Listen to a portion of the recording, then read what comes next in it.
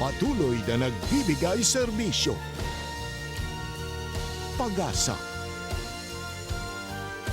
at saya. GMA Regional TV. Kapuso ng bawat Pilipino.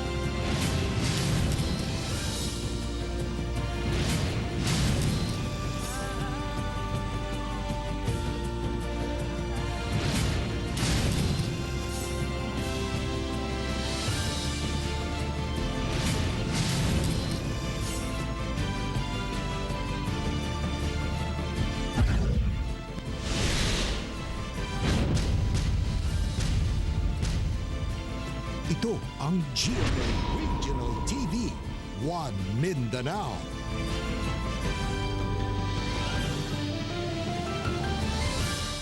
Maayong hapon, Mindanao. Kini ang GMA Regional TV 1 Mindanao. Hatod namo ang pinakadagko ug pinakaulahing balita sa Mindanao. Ako si Sara Hilomen Velasco. Real Suroche, live gikan dinhi sa GMA Davao Complex. Cyril Chavez, live gikan dinhi sa GMA Cagayan de Oro Station.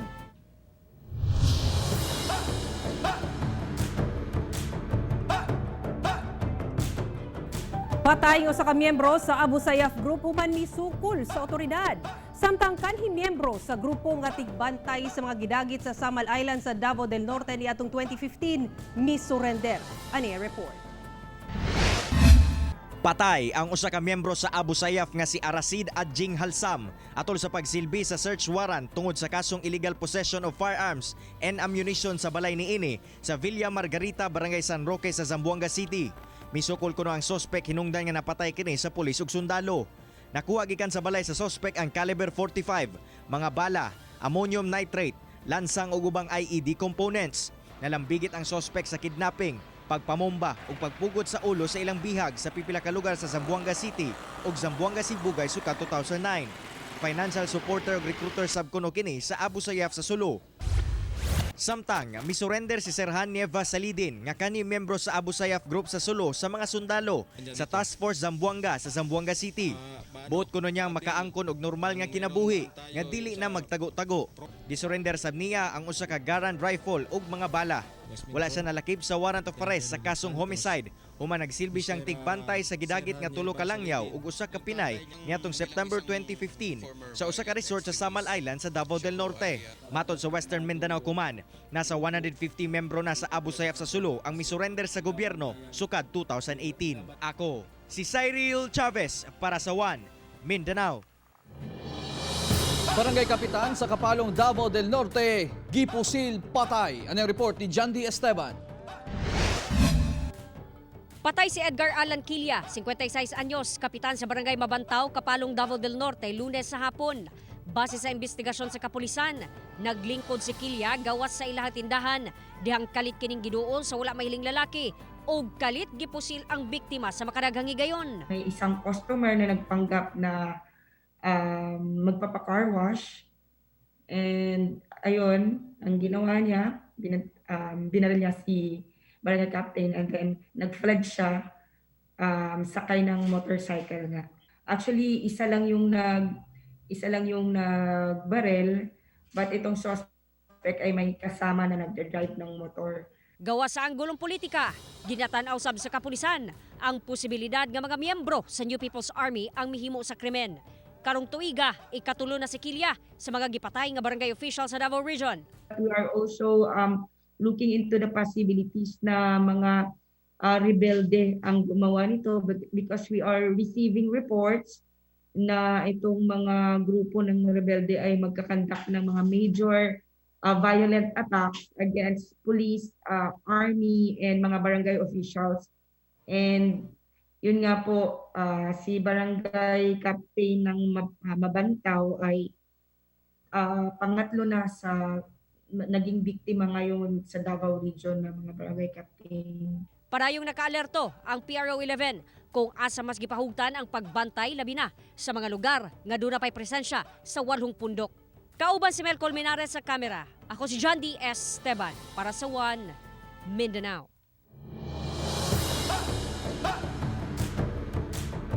Ituang gun for hire nga galihok sa probinsya sa Bukidnon ang patay human nga misukol kuno sa otoridad diyang giserve ang search warrant batok kaniya. Dali nga nakabsan sa iyang kinabuhi si Edward Sevilla alias Dondon human nga misukol matod pa kini atol sa pag-serve sa kapulisan sa search warrant batok kaniya sa barangay Bakusanon, Pangantukan, Bukidnon. Ang sospek gituang gun for hire nga galihok sa probinsya sa Bukidnon. Atol matod pa sa operasyon, diyang padulong pa ang mga operatiba. Kalit kuno nagpabuto ang sospek sa iyang caliber 45 nga pistola. Rason nga mibalos ang otoridad ug napatay ang sospek. Na-recover sa posisyon sa sospek ang .45 nga pistola, mga buhing bala, improvised shotgun ug mga granada. Nagkadayang mga armas, granada ug mga bala sab ang nakuha sa otoridad. Diyang ilahang gisulod ang panimalay ni Jonel Sevilla. Apan ang sospek wala sa iyahang panimalay ni adtong tungura. 9mm nga other contrabands nga gidala na karon sa atong mga kapulisan dito sa ang katong mga explosive ito no dito sa atong EOD Bukidnon, and then katong uban nga mga firearms to sa atong crime laboratory for ballistic examination.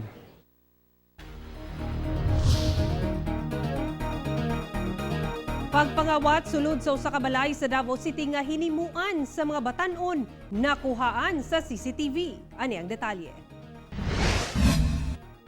Sa CCTV footage nga gipadala sa wala nagpailang biktima, alauna sa kadlawon, makita kini mga batanon nga naagawa silang balay sa usa ka subdivision sa barangay 19-B. Taod-taod, miatraka na ang mga batanon aron di ay mangawat. Miagi ang usa ka batanon sa bintana, diyang nakasulod na, gipanguting kay nini ang mga gamit sa panimalay. Gilungkab ang mga balay, gigamitan og kuan, ug sa kay lang gigamit diri para mawahin ina ni na banda. Nakuha sa kawatan ang 40,000 pesos, Android phone ug usa ka mahalon nga relo. Nakaabot na sa kapulisan ng hitabo ug buot niini nga magpablatter ang mga biktima aron mahatagan nila gilayon og aksyon, ingon man madakpan ang mga kawatan. Kung naamoy na matikdan nga insidente labi na sulod sa inyong panimalay, kung na-capture na siya o CCTV, mas labing maayo. Apan kinahanglan mo adto dayon mo sa police station na pinakaduol ninyo nga naga-cover sa inyong area of responsibility aron mapahigayunan og pag-imbestiga. Duna usay panawagan ang mga biktima ngadto sa otoridad. Hangyo lang nako sa kapulisan nato ug sa mga kapitan, sa mga kagawad, no, ug mga tanod na unta na matagaan nila o moving aksyonan nila diri kay dagan kay mi diri.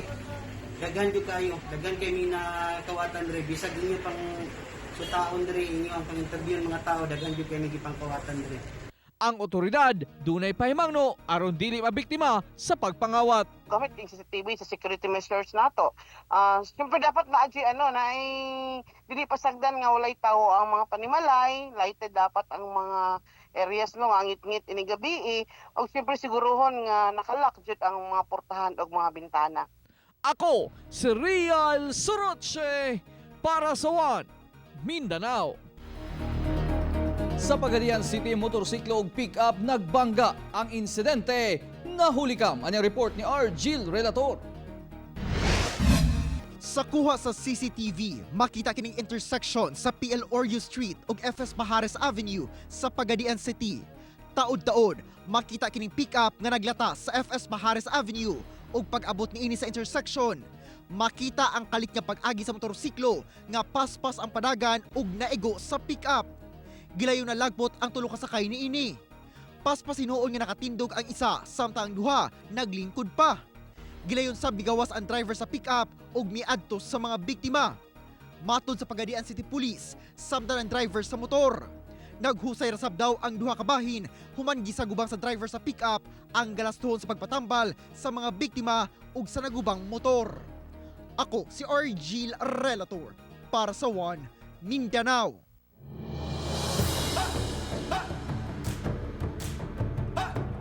Panimalay sa Cagayan de Oro City sa konbiktadong big-time drug supplier nga adunay koneksyon sa Cubal Drug Group ang gifreeze sa korte. Ani ang report. Personal nga giadtuan ni Philippine Drug Enforcement Agency Conpedeya Director General Wilkins Villanueva ang balay ni Rico Bacon sa Mother of Perpetual Health Avenue, Apovel Subdivision, Barangay Bulwa, Cagayan de Oro City. Kinihuman, nakonbikto si Bacon tungod sa pagkalambigit sa illegal drug trade ug koneksyon niini sa kuratong baliling drug group sa mga paruhinog sa Osami City, Misamis Occidental. Kainumduman tuig 2017, giraid ang balay ni Bacon kung asa positibong nakuhaan kini og illegal nga droga, granada ug tag-as nga kalibre sa armas. Lakip sa nadakpan atol sa raid ang asawa niini nga si Mary Ann Bacon ug Vigilio Toledo nga mga miyembro sa Cubal Drug Group nga galihok sa Cagayan de Oro City. Lumalabas na ito ang pinupuntahan ng Cubal pag nandito sa Cagayan de Oro. Parang hideout, sir? Na dito pa rin binabagsak ang proceeds of the group. Gidugang ni Villanueva nga ilang gipa-freeze ang multi-million nga propriedad ni ini nga kita ni ini sa illegal nga droga sa Northern Mindanao ug BARM aron dili na kini mapahimuslan pa. He is already convicted by the court. So nasa kulungan na siya.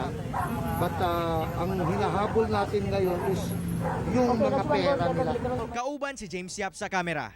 Ako si Cyril Chavez para sa One Mindanao.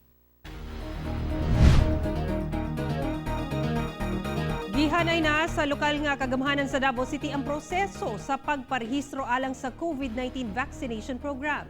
Atong sayro ng detalye niini sa live report ni Sheila Vergara Rubio. Sheila. Sara, paperless ang sistema sa pagparehistro sa COVID-19 vaccination program sa Davao City nga ikordena ngadto sa Safe Davao QR code sa matag individual. Gibutyag ni Mayor Inday Sara Duterte sa iyang programa sa Davao City Disaster Radio nga ginatun-an na nga online ang paagi sa registration sa COVID-19 vaccination program kung asa mamahimong gamiton ang QR code sa matag individual. Ginatunan na sabkaron sa web developer sa Safe Davao QR code kung unsaon pag-expand sa system aron magamit kini sa vaccination program sa syudad. You will use your DQR for that. It's the same account that you will use sa karong hapon na there will be a meeting with the team and the developer on how to expand the use of DQR to accommodate the vaccination program. Samtang ginahanay pa sa Konseho sa Davao ang ordinansa alang sa COVID-19 immunization program. Ginapangandaman na usab sa kagamhanan ang sistema sa pagsugod sa pag-roll out sa bakuna. Sumala pa nga ang meritiro nga enkargado sa City Health Office nga si Josephine Villafuerte ang mangulo sa cluster vaccination sa syudad. This will be the team that will coordinate with the DOH and the IATF para pataganon ang i-implement ang vaccination program nato for COVID-19. And this will be headed by Dr. Josephine Villafuerte. She used to be our City Health Office department head. Nag-retire na siya. Gilauman sa kagamhanan nga mahinayon ang panaghap sa national government nga karong bulana mangabot ang bakuna sa nasod ingon man sa dakbayan. Sara, padayon ang mga panagtagbo nga ginahimo karon sa Task Force COVID sa Davao City aron hingpit gayon nga maplanuhan og tarong ang COVID-19 immunization program sa syudad. Sara. Okay, daghang salamat Sheila Vergara Rubio.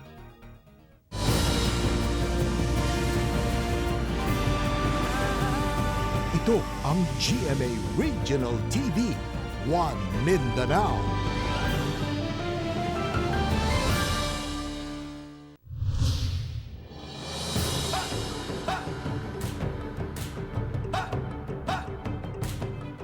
Tulo ka mga tindahan sa palengke sa Villanueva, Misamis Oriental ang naugdaw. Ani ang report. Kuha kini ni Cyril Cambalon Jr. diyang miulbo ang sunog sa palengke sa Villanueva, Misamis Oriental. Sa video, makita ang mga residente nga nagtinabangay sa paghakot og tubig sa pamasin nga mapalong ang kalayo. Hinoon, paspas usab nga miabot ang kabumbiruhan. Base sa investigasyon, ana sa tulo ka mga tindahan ang naugdaw kung asa miabot ang damyos sa kapin 200,000 pesos. Padayon pa ang pagsuta sa hinungdan sa sunog. Dili kita magpasagad, dili nga sa pagluto. Pagluto kay gamit man taog kalayo gina na magluto. sa atong electricity, maggamit kita. Ay, daghan nga gamit sa nga appliances. So, kinahanglan og lamang galing tayo mga dagko nga load sa appliances, dili ginato na siya pasagdan nga mag-andar permit. Gilayon usab nga nagpaabot og ginabang ang Villanueva LGU ngadto sa mga nasunugan. Isa gyud sa mga immediate nga mga ayuda no nga itunol sa atong local government, pinagi-usab sa atong Municipal Social Welfare Development Office diri sa among lungsod, mga food packs, Sir Sai. Ako, si Cyril Chavez para sa One Mindanao. Mga kalendaryo nga nag-auhag kang Davao City Mayor Inday Sara Duterte nga mudagan pagka-presidente gipang distribute sa Quezon City. Anong report ni Jandy Esteban? Mga kalendaryo nga nag-aauhag kang Davao City Mayor Sara Duterte nga mudagan pagka-presidente ang nagkatag karon sa kauluhan. Sa mga kalendaryo, nakalatid ang mga pulong nga Run Sara Run for President 2022. Gipangapud-apud matud pa kini sa mga vendor ngadto sa mga tao. Una niini, niadtong December sa nakalabayng tuig, nanguna si Mayor Duterte sa survey sa Pulse Asia sa mga posibleng top contender pagka-presidente sa 2022 elections. Apan sumala ni Mayor Duterte nga wala siya plano mudagan pagka-presidente sa karon. Mapasalamaton daw ang mayor sa pagsalig sa katauhan kaniya. Apan mihangyo siya ngadto sa mga supporters nga hatagan siya og higayon nga magpapili pagka-presidente sa 2034. Kauban si Mel Colmenares sa kamera. Ako si John D. Esteban para sa One Mindanao. Duha ka alagang iro sa Davao City ang gikalingawan sa social media tungod sa talento nila sa pagkanta. Atong ilailahon ang cute na cute nga pagbirit sa mga pets, pinaagi niining report.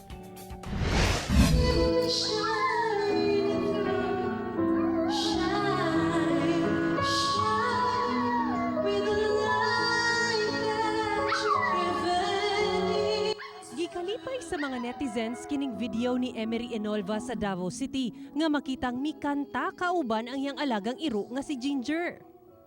Todo gayud sa pagbirit si Ginger nga daw professional singer. Proud na proud ang iyang fur mom nga si Emery sanglit dili lang ang poodle nga si Ginger ang dunay talento sa pagkanta, kundili lakip sabang usa pa kaalaga niyang iro nga half Dachshund, half Aspin nga si Harley. Even ako wala ko na-expect na nadi ingon ani nga klase nga ilo nga kay rare man gud sa ilo nga naay talent nga mo kanta. Kay ako usually pastime na ko mag-video okay pag bored ko. Duha ka tuig na nga ginaalagaan ni Emery si Ginger ug Harley. Sumala pa, wala kuno niya gitrain ang iyang mga alaga. Nasayra niyang natural lang ang paggawa sa ilang talento sa pagkanta, dihang kanunay na silang muuban kaniya kada magkaraoke siya. Matud ni Emery, dunay sikreto aron mapaamo ang mga alagang hayop sama sa iro. Dapat i-treat nato ang mga alagang hayop nato in a nice way, and then kanang dapat proper ito mag-alaga sa ilaha. O number one, dapat dili na ito sila pasakitan. Dapat makiramdam ta i-feel na ito, kaya dili mo guna sila makaistorya. Dugang pa niya nga kinahanglan pod silang higugmaon, ilabi na nga dako ang ilang mahatag nga kalipay kanato, sama sa panultihon nga a dog is a man's best friend. Instinct mo gud sa iro. Makasense mo gud sila pag ang tao, kay kanang maayo ka sa hayop. Oo, nya. Syempre, sila pod mga stress reliever. Magnahimon ako siya ng anak, mama.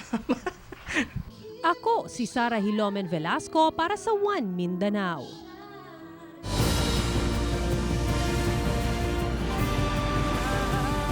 Ito ang GMA Regional TV, One Mindanao.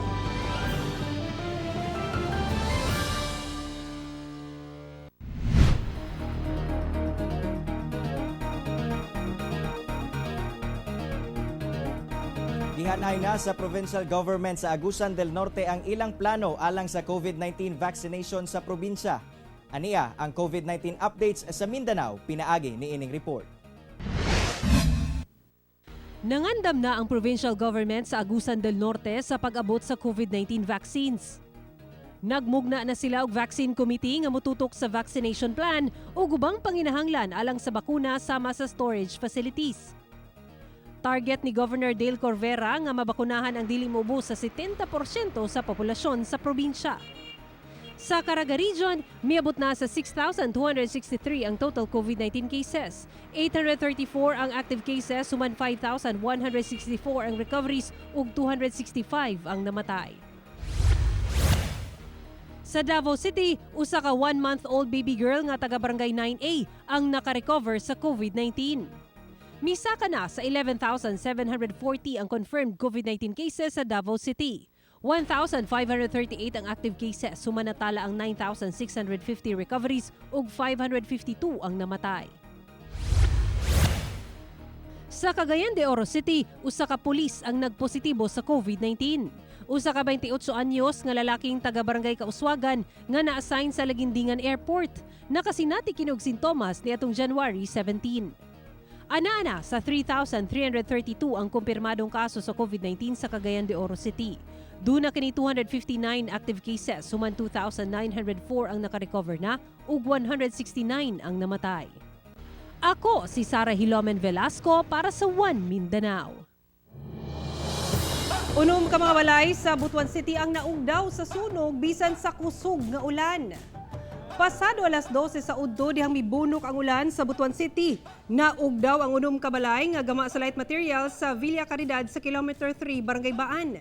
Matud sa kabumberuhan, nagsugod ang kalayo sa balay sa usa ka Nicolas Mejorada nga posibleng tungod sa faulty electrical wiring. Usa ka tawo ang samdan sa itabo nga nakahiagom og first-degree burn sa kalawasan. Miabot sa 100,000 pesos ang kantidad sa nadanyo sa sunog.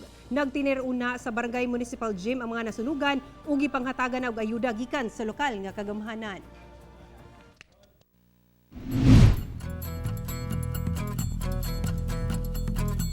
Saluduhan ta kining usa ka empleyado sa DPWH sa Caraga Region kinsa nag-uli og kapin 360,000 pesos ngayang nakita sa dalan. Ani ang report. Gipasigarbo karon sa DPWH sa Caraga Region ang ilang empleyado nga si Bernardo Falsis de la Cruz, 56 anyos, nga nagtrabaho sa building maintenance sa Buhatan.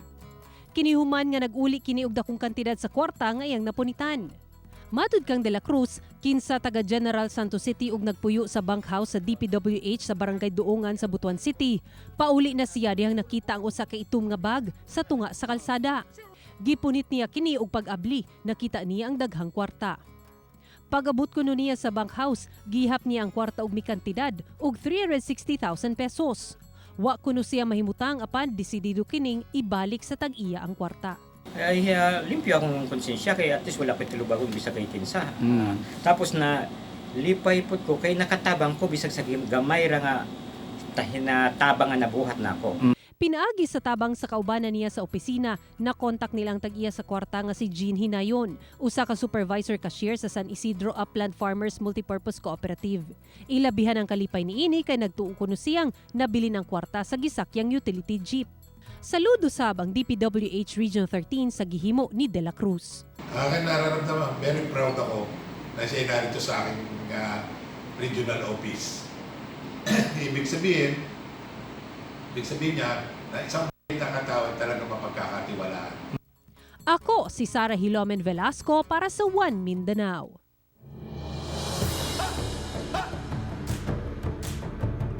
Ipangpara sa mga enforcer sa LTO sa General Santos City ang mga sakyanan sa syudad aron ipahibalo ang hugot nga pagpatuman sa Child Safety in Motor Vehicles Act. Sayo pa lang sa buntag, nakapwesto na ang LTO enforcer sa Dalang Leon Leodo Street sa Barangay Lagaw, General Santos City. Dala nila ang mga flyer nga nakasulat ang mga pahibalo kalabot sa Child Safety in Motor Vehicles Act. Ang mga sakyanan ilang ginapara o ginahatagan og flyers ang mga driver niini. Matod sa LTO, wala unay dakop sa karon, inay information dissemination lang usa. Ubos sa maong balaod, gimando nga ang mga batang nag-edad 12 anyos paubos o mga batang dunay height nga 4'11 paubos, gikinahanglang i-secure sa backseat pinaagi sa child restraint system o car seats. Milapas na sa 103.4 million ang total COVID-19 cases sa tibuok kalibutan, samtang kapin 528,000 ang nataptan sa Pilipinas ug sobra 47,800 na ang nagkasakit sa Mindanao. Lapas 103,432,000 na ang nagkasakit og COVID-19 sa tibuok kalibutan. Kapin 57,348,000 ang recoveries ug sobra 2,238,000 ang namatay. Samtang 1,583 ang nadugang sa kaso sa COVID-19 sa Pilipinas karong adlaw, busa 528,853 na ang kinatibuk ang ihap. 30,368 ang active cases, suman 487,611 ang naayo na, ug 10,874 ang namatay. Ug 47,824 na ang nagkasakit og COVID-19 sa Mindanao. 6,069 ang active cases, suman 39,873 ang nakarecover na, ug 1,882 ang namatay. Mga kapuso, way puas ang among paghatod ug balita. Bisitahin ang www.gmaregionaltv.com ug mag-subscribe sa official YouTube channel sa GMA Regional TV. Busa mga kapuso, ayaw po lahi sa mga dagkong balita sa nagkadaing rehiyon sa nasod, subscribe na. Ug mo kadto ang ulahing balita sa Mindanao karong adlaw. Ako si Rial Soroche. Daghang salamat sa inyong kanunay nga pag-uban kanamo matag adlaw. Ako si Cyril Chavez. Tungod ang mga balita sa atong palibot, importante alang kanamo. Kini ang GMA Regional TV 1 Mindanao, Sara Hilomen Velasco, buong puso para sa Pilipino.